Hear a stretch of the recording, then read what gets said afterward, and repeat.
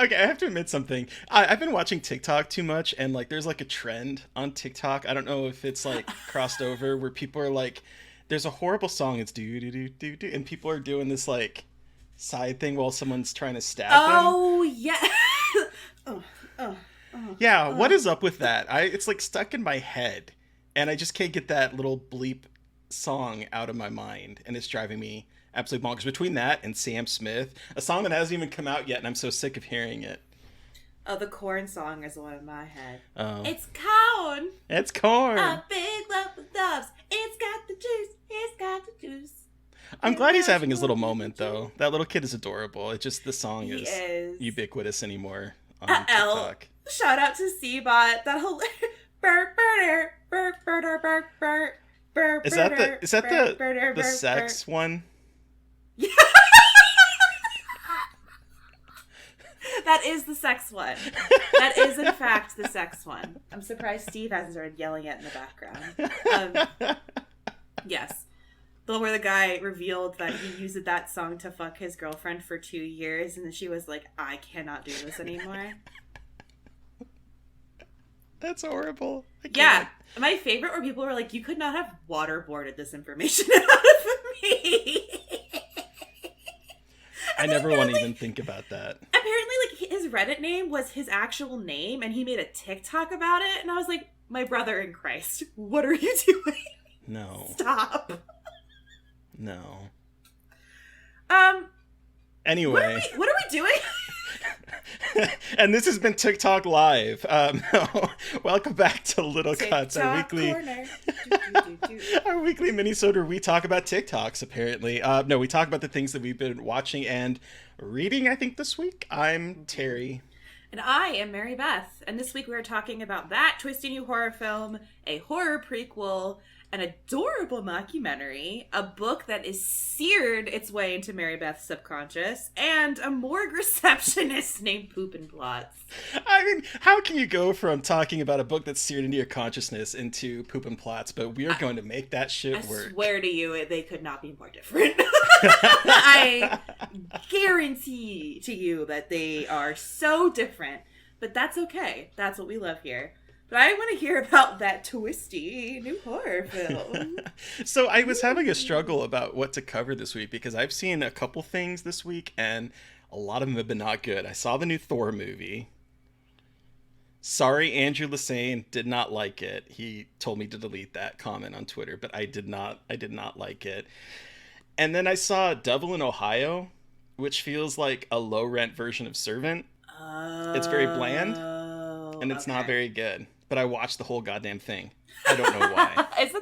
Ain't that just the way? There's so many good things to watch.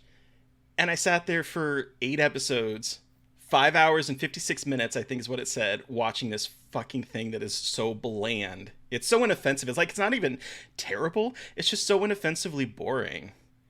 Ew, that's even worse. You're like, Yeah. it's just like nothing. Oh, quick side note. I watched the first episode of Rings of Power and I really liked it. Okay. Wasn't it good? Yeah. But yeah, so we started it. Anyway. Good. Awesome. So the twisty new horror film, you talked about it last week. I finally saw Barbarian. And again, no spoilers. We're not going to spoiler this. We're not going to spoiler this? We're not going to spoiler this. We're not going to spoil this. But for our Patreon listeners, we might be releasing an episode at some point, just on addition to our Fresh Wounds, as like a spoiler cast of that when it comes out on VOD so that everyone has a chance to watch it. So we might just throw that out there just for funsies, because it's just fun to talk about that movie. But the movie's great. I absolutely loved it. I love a movie that I can go in and I don't know where the movie is going to go.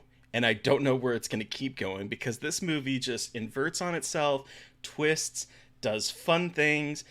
Just what I loved is that the trailer does not give away the movie. I thought the trailer was going to give away the film. The fucking slightest doesn't give away the movie. No, not at all. And I was like so blown away by how little the trailer actually shows. I was like, this is how you do a fucking trailer, because I went in going, I was a little afraid that it was going to show a lot of what the movie was about. This movie is great. I can't really talk about it too much more than what we've said because I don't want to spoil anything in this. This is a film you want to go in blind. But I'm just gonna say this movie is Scarred for Life approved. It's gonna be on my top 10 list for the year. I can't imagine it not being high up there on my list. This movie is great. If you can and feel safe, go see it in a movie theater. I have a feeling it'll probably be out on VOD before Halloween, I'm hoping. So maybe it'll be out. I don't know. But yeah. I loved it. I absolutely loved it. Fantastic performances. And it's not even a spoiler to say that, what's his bucket that you said last week? Justin Long is an absolute asshole trash in this. And it's not even a spoiler to say that. Yeah. Put the whole man in the garbage can. But I feel bad for other horror movies coming out this year. Let's just say that. Absolutely. Like, I don't know from a big wide release horror film that you can get much better than this. No. It reminds me of how I felt about Malignant. Completely different movie, completely different twists and turns, nothing to do with Malignant except that this surprised the hell out of me in the same way that movie did. Yeah. Yes. More so, I would say. So that's all I can really say about it because, again, I don't want to spoil anything. I just wanted to say that I saw it. I absolutely loved it. I'm so glad that so many people like this movie. I know. I'm seeing nothing but good things. And I was a little unsure because it is, it's not a traditional film, shall we say?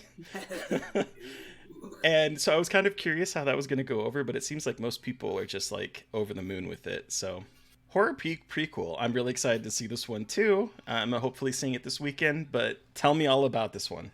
So I saw Pearl, the extraordinary prequel directed by Ty West. I did not get one of the cool bandanas. I'm so mad because I saw it at a press screening. Wah. But anyway, yes, cat cameo. They keep opening the door in and out because they're little hellions. So this is the prequel to X. Obviously, X came out earlier this year. This is the story behind Pearl, who is, sorry everyone, the killer in X, and this is kind of like her origin story and what happened to kind of explain why she is the way that she is. And this is very 1940s, 1930s Wizard of Oz Technicolor film. It feels like an homage to that era of filmmaking from West. Okay. It's very, it's so bright and colorful. Again, like very Technicolor. It's very much like daytime horror. The thing with it is that it's not like X. Like, do not go into it expecting like a horror movie like X, because it's much more of kind of like a character study with some horror elements. Okay. But it's not at all like what happened in X. It's much more an examination of like repression and puritanical ideals on feminine bodies and what that leads to, and a pressure cooker for violence. So there's a lot more of that kind of exploration going on with Pearl, and kind of not excusing at all her behavior, but kind of like giving us a deeper look into like where she comes from and this link between her and Maxine of wanting to be stars and like trying to do whatever it takes to be a star. I really liked it. I know that there are some people who are like, this is nothing like X, it's not a horror movie, blah, blah, blah. I really enjoyed it. It's so different from X, but I keep saying that, but like, because I want people to understand, like, you're not going to get what you got in that first one, but I think if you have that expectation, it's really interesting. And the cool thing is, like, they wrote this in 2 weeks, or like a couple weeks, so Mia Goth actually helped write this one. This is her first writing credit. She helped write this one. While they were kind of like in their quarantine period during COVID in New Zealand, they were like, well, what the fuck else are we gonna do? And I think West was really interested in Pearl and kind of digging into this character, and so that's where the prequel came in. So like, it feels a little bit kind of like a concept-y a little bit. Like, you can feel it's a little bit rushed, and like, but that's not a bad thing. I just think like you can kind of feel that vibe in it, but it's still beautiful to see. Mia Goth is incredible again. And we're getting a third one, Maxine, with 3 X's, with Maxine in the 80s, probably as a porn star or navigating the porn industry. Apparently it's not going to be looking at like the VHS industry and the importance of porn and the rise of VHS tapes. So I would say that the trailer's doing a good job of trying to separate the two, because I did not Yeah. get X at all from that trailer. Mm-hmm. I do have a confession. I don't know if I confessed this when we talked about this on Little Cuts, but it took me a very long time to realize that Mia Goth played Pearl in the original movie. Oh, okay.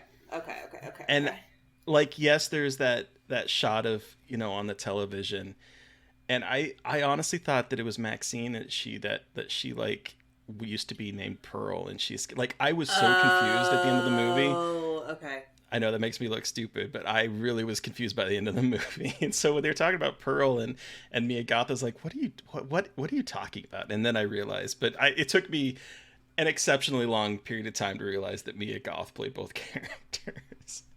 God, and she's incredible. I want Ty West to make a musical after watching this movie. It has like a lot of musical-like qualities to it. It looks like it does. Yeah, it definitely does. Very Wizard of Oz. Very Wizard of Oz. She grinds a scarecrow at one point. That's fun. It's not a spoiler. Like, it's just grinds? like basically like fucks a scarecrow. Okay. There's no penetration, but she basically, yeah. You do you, girl. You do, girl. You know what? Whatever you need in this horrendous situation you find yourself in. Anywho.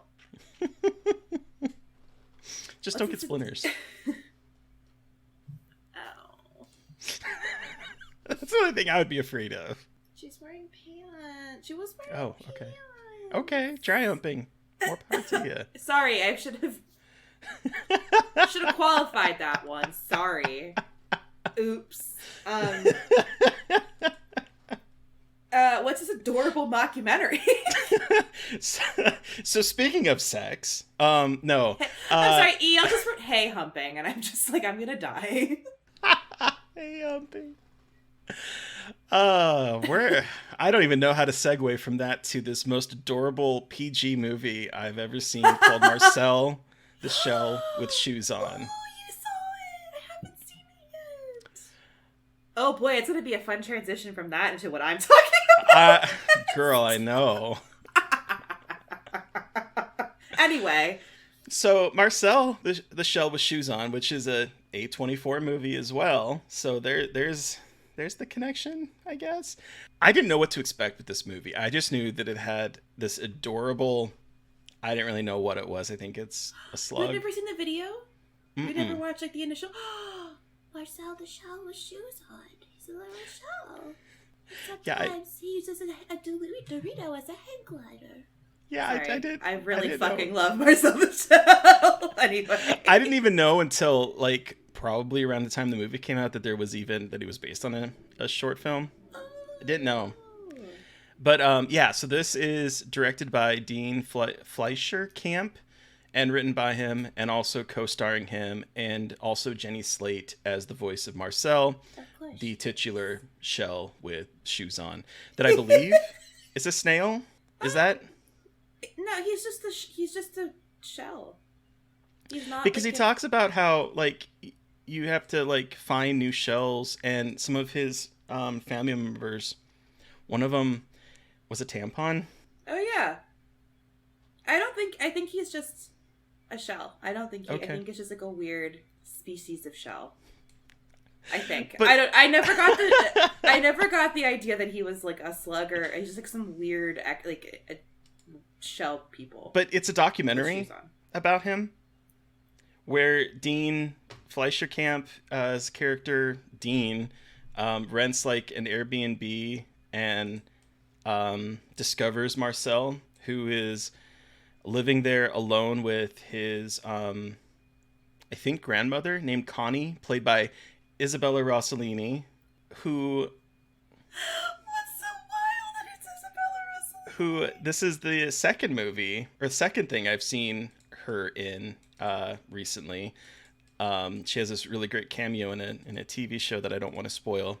But she plays Connie, his grandmother, and it's just the two of them living in this Airbnb because all of their people left, unfortunately, when the people that used to live in the house left, and the guy just sort of scooped out his drawer into his luggage, where in the drawer is where people were hiding when the bad stuff was happening.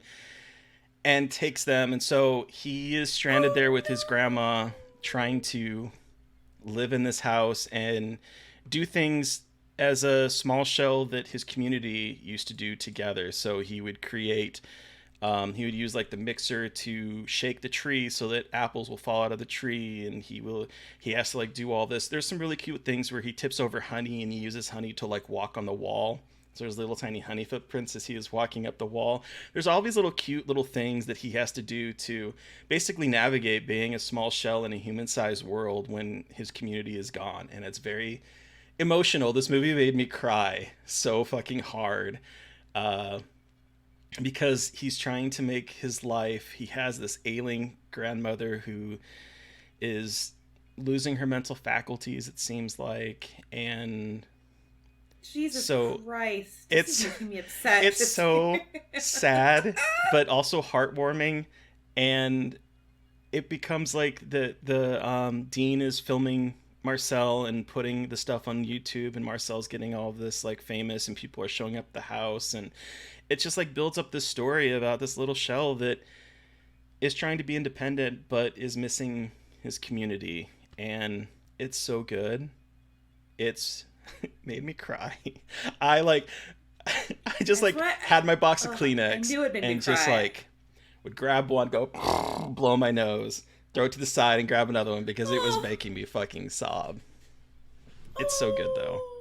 A little man, he's just a little man trying to find his way in the world. It's just It's so sad. I love him so much. It's so sad. That's why I don't want to watch it. I love the videos growing up, and I was like, I can't. I should watch this because I love the videos, but like, whew. It's so good, and it's animated so well. It's just it's a marvel. It's a marvel of a movie. All right. It's one of my favorites that I've seen this year. Oh, okay. I highly recommend it, but just make sure you have that box of Kleenex ready, because I was not ready. Hell I was yeah. not ready for this little fucking shell to just honey walk all over my heart. Oh, little footprints on your heart, little honey heart. It's so cute. Oh my goodness. So in the same realm as this, what is this book that seared into your consciousness? So, I read something that is one of the most upsetting things I've ever read.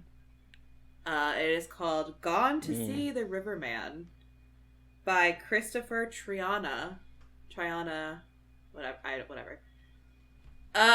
This book had been like all over TikTok. I am on like horror book talk quite a bit, and this is always on the list of like disturbing books that are like, really upsetting. And I was like, bet. I don't know you were going to say that. Bet. Let's find out. So basically the book is about a woman who is obsessed with serial killers and writes to serial killers in prison. And she has developed this like very close relationship with a serial killer named Edmund Cox. And it's like, this is her obsession. And she's also taking care of her sister, her older sister, who was in a horrible accident. And is now like has limited mental faculties after the accident. So Lori, this character, is taking care of her sister, works at a diner, and is frequently communicating with the serial killer, who she also visits in prison. And one day, the serial killer says, "Prove yourself as like my number one fan," because it's like lots of women are like writing him and being like groupies of serial killers, and this is like a look into the mindset of one of these people. But he says, "Okay, I need you to do this thing for me. I need you to go and see the Riverman." And she's like, okay, like he's just like some random dude, like it's totally fine. No, he's not some random fucking dude. It's fucking woo. So she goes, she brings her sister, because she can't leave her sister alone. So her sister, who is disabled, joins her on this quest to see the Riverman, and so many fucked up things happen along the way. Let me tell you, at one point I had to put the book down and I gagged. I don't do that. I do not do that. I gagged and had to put my phone away. I was reading it on Kindle. I had to put it away. I was like, I can't do this Holy right now. shit. Yeah, there's a lot. If you're going to read this, please check the trigger warnings. Like, there's a lot of, like, gore, but there's also a lot of really horrendous thematic stuff going on that involves incest and rape. Okay. So it's a lot. Like, I didn't read the trigger warnings going into it, and I was just like, it's just like, Laurie is the most fucked up main character of a book I've seen in a good long time. It's just twisted. I don't even know what else to say, and I don't want to spoil anything, but like, if you're into like extreme literature, give it a shot. But like, I honestly don't know if I can recommend this in good faith to like most people. Like, I think I was gonna ask, like, it might be a weird word, but did you? I'm okay. glad I read it. I mean, it triggered emotions. I haven't been that. I both hated it, but read almost the entire thing in one day, and then I was like, I have to stop reading this before I go to bed. Like, I was like, I cannot read this in bed. Like, it's just gonna fuck up my head. And then I finished it today because I was like, I gotta put this away for a couple days. Like, it's a lot. It's like it's very compelling, but it's also just like deeply upsetting because, again, Laurie is the worst main character. Like deplorable from like an ethical standpoint. So yeah, it's something. If you're into stuff like that, give it a try. But like, I can't really recommend it to people who like aren't into like splatter punk. So what I'm hearing is that it's a good companion piece for Marcel. Let's have like, if you just want like two extreme experiences, like watch Marcel, and while you're crying, start reading this one and just be like, or read the book first and watch Marcel, and you'll have like a palate cleanser. Oh my god, fucking god. The way that he, like, Triana writes, he's a good writer then? Flesh. He made me gag. So yeah, that was that. Gone to see the Riverman. Who's the writer again? Christopher Triana is the writer. And he's written a bunch of other books I haven't read. I've discovered a thing about myself, that reading disturbing books is harder for me than watching disturbing movies. I mean, I think that kind of makes sense in some ways. Crazy. Like, I mean, I have a very overactive imagination, and I can easily fill in details that are conjured much more clearly and horrifyingly than can be displayed on TV sometimes. And I also think what happens in books that I think gets to me is movies, you don't, like, you can kind of represent smell a little bit. Like, oh, it smells bad. But in books, like, he goes on about, like, the disgusting smell of death, the black, ropey, rotting intestines. I'm like, good lord, motherfucker. Like, the maggots wriggling in her flesh. And I'm just like, I'm gonna die. Like, I'm just gonna die. Like, I can't stop reading this, but I want to stop reading it. And I kept groaning, and Steve was like, are you okay? I'm like, no, I'm not. But I can't stop. Yeah, Tony's gonna listen to an audiobook. Oh, Godspeed. Wow. Like, pretty opposite of that, but gory kind of. What was our horror comedy for this? Oh boy, this week, like, here's the thing. I try to introduce anyone I can, and I will talk about this movie any way I can, even though there's a lot of problems with this film.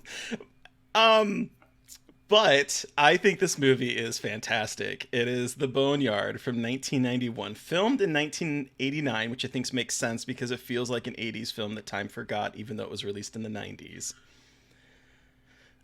Direct to VHS. Explain a couple things.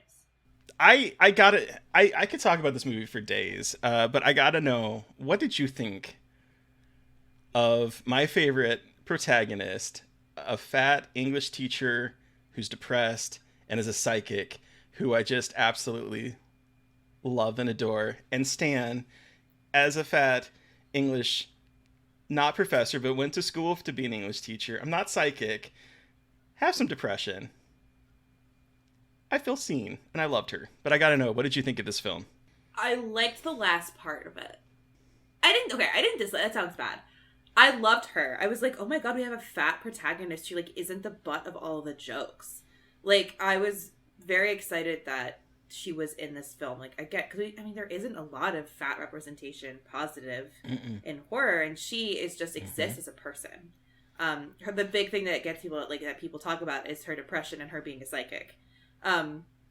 So it's like 40 minutes of this, like, it's like a depressed psychic and two cops, like, trying to figure out why this guy had a bunch of, like, bones in his basement. And they're like, there's kids' bodies down here, dude, what the fuck? And so I was like, okay, like, because I know there's a goddamn zombie poodle on the poster. So I was like, what? When does the zombie poodle come? I was like, what is happening? Like, this does not have the right tone. And then as soon as shit starts to fit at like 40-minute mark, and then it just like goes bananagrams. Very Evil Dead 2 vibes to it, which I love. Phyllis Diller turns into this crazy fucking creature that looks like something out of Mars Attacks or a Tim Burton movie, which is a good thing. It's very weirdly anti-Asian or like mystical Orientalism stuff. That is going the on biggest in this movie. problem. I didn't really understand what was really going on there. I was like, what is happening? Like, one of my first notes was like, I am not entirely sure what's happening here. And that was like when they were trying to like explain, like, there's this guy he's a and he's in mortician. the basement and somehow it's he magic. has a family curse that is weird. Oriental, and I'm using that as like in the pejorative that they would use at that time, has like that sort of Oriental mysticism that was so popular in like the 80s and early 90s, where he like is cursed and he has to feed kids to this thing in order to like keep it at bay. The flesh. Not 100% sure. The zombies when they pop up are incredibly offensive looking in their face and in their eyes. Yeah. There's that whole thing, which is like a huge problem that I do have with this movie. It definitely is of the time, as we say. But what is so wild to me is that the first 40 minutes of this film is so fucking dark. It's bleak. It is a woman. It is bleak. It's like sad as shit. It's a bunch of dead kids. It's like, a woman who helps the cops find bodies of dead kids because she is a psychic and the ghosts like pull to her. And there's this like nightmare where she sees like this dead kid crying, and it's almost played like a scare gag where the dead kid starts walking toward her, but all she wants to do is give her a hug for thanking her for reuniting her body and putting herself to rest. It is like dark, and there's a line that I think is really quite good for this movie. Just what the hell am I supposed to do with the grief, Jersey? She is like tormented by this grief. She has turned her home into like a shrine to depression. She is being crushed by this, and so we have this that eventually turns into a fucking morgue receptionist named Poopinplatz who turns into a giant zombie, and her dog named Floofsims that turns into a killer poodle, a giant killer poodle. Like the climax is him running. Like from what the fuck? Giant, like ginormous. But okay, so my question here is: did the kids become the weird zombie creatures? For those were the kids, correct? I was not like 100%. I have seen this movie like 6 or 7 times, and I'm still not 100% sure. But I think. And who was the? I think the kids, because like he makes a comment about how they appear like dead people, but they're actually demons or something, and so they've just were pretending to be dead, and then they come. I don't know. It doesn't make a whole lot of sense. Okay.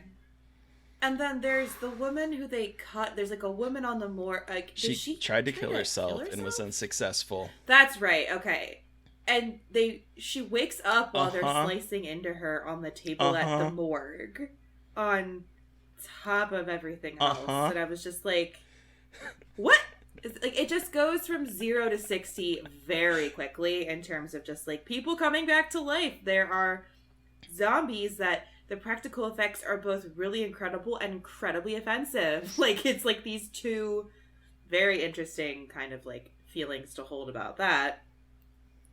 And they just start eating people and throwing up on them. Stuffing parts of their flesh into their mouth and turning them into zombies. Ooey gooey.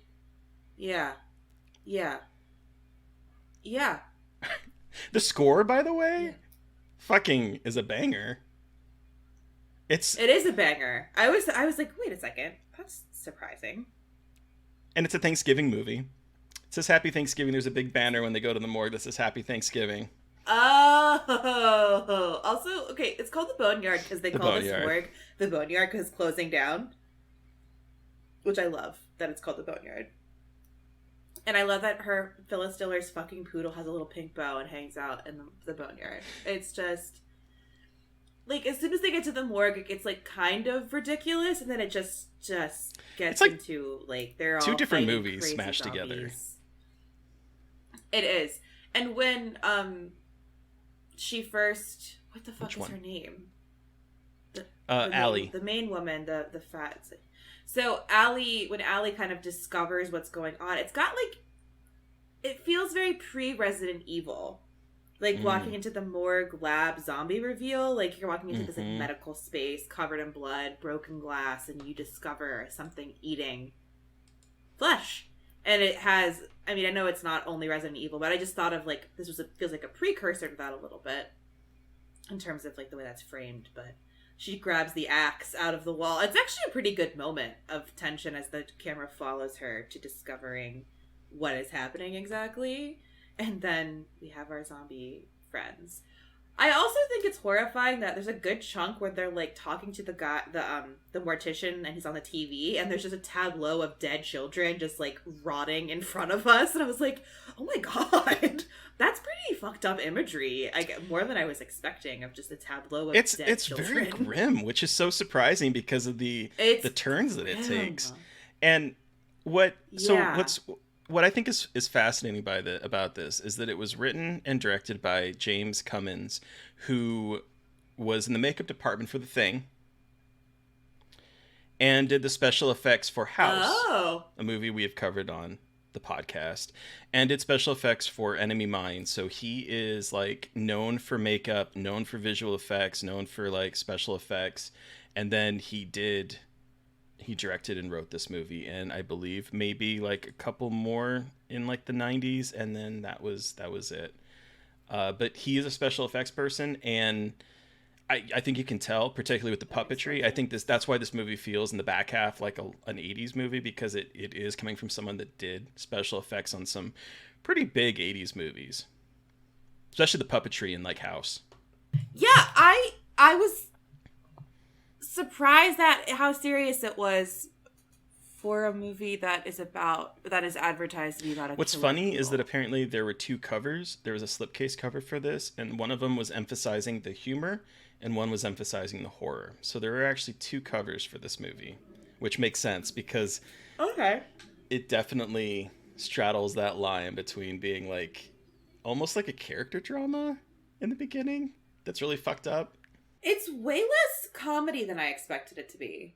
I thought it was going to be kind of like a slapsticky horror situation, and it's not really. It's just much more serious than I thought. Apparently, Deborah Rose, who plays Allie, was a method actress and got into a lot of issues with the guy that plays Jersey, Ed Nelson, because Ed Nelson came from like TV and was very like efficient and everything, because TV had to be efficient, particularly back in those days. Yeah. And so you had two different kind of acting styles where she wanted to like get into the character and do all that kind of stuff, and he was just like, no, let's just bang this out.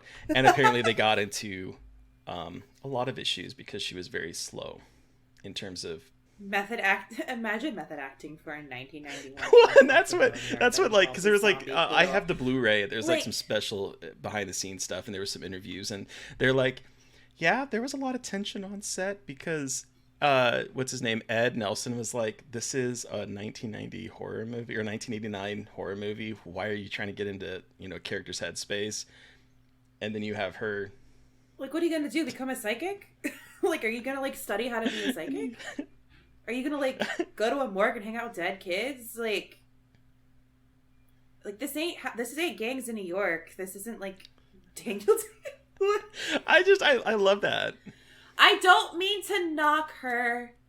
Every time I watch this movie, I'm like, man, she is acting as if she's acting the fuck out of this, as if like this is like going to be Oscar material. Like, she is playing to the nines. And I love that. She takes it seriously, which is so funny, but you know what? Good for her. Good. I always say this. I know it's like a broken record, but that's another one of those movies that I feel like people would have more will have more appreciation for someday, maybe, or should.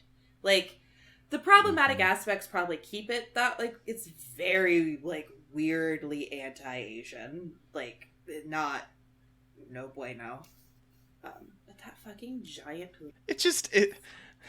I was like, is this a Sam Raimi movie? Like, I was like... And I think that's what I mostly remember every time I watch. I mean, I've seen this movie like 6 or 7 times, but it's like everything I remember is that back half where shit just gets fucking wild. We have like alien montages moving through the vents. We have Poopin' Platz as this giant alien zombie, and her clothes are barely fitting, and so it's like puppet, you almost see like puppet boobage, and so there's that, and there's the fucking poodle. It's just like, it's so wild. But I have to like introduce people to it because I think it's a movie that not many people have seen, and I don't know, maybe there's a good reason for it, but I like it a lot, even though it's a hugely problematic film. Well, ain't that just the way for the 80s and the 90s? Seriously. Like, a little bit of like a tip to what we're talking about next week. Well, so for Monday, we are talking with filmmaker Duncan Birmingham. His debut feature film, Who Invited Them, just premiered on Shudder, and he brought with him, speaking of problematic movies, Brian De Palma's Dressed to Kill. Yeah. Which is a great movie. It's a great movie, but it's fucked up. Yeah. For a lot of reasons, but... So, yeah. There's that. But what horror comedy are we talking about next week, Mary Beth? So we are talking about the 1995 film Dracula Dead and Loving It, which I've never seen. I can Terry quote. Can quote, so I'm very raspberries? excited. There are no raspberries here. I cannot wait. I cannot wait. Okay. Yeah. Sounds good. All right. Cool. Anyway, I'm very excited. Listeners, you've heard from us. We want to hear it from you. Have you watched anything or read the one book that we talked about this week? Do you have thoughts for things that we should be covering? Send us an email at scarredforlifepodcast@gmail.com, or you can reach out to us directly on Twitter. I am at NB And I'm at Gaily Dreadful.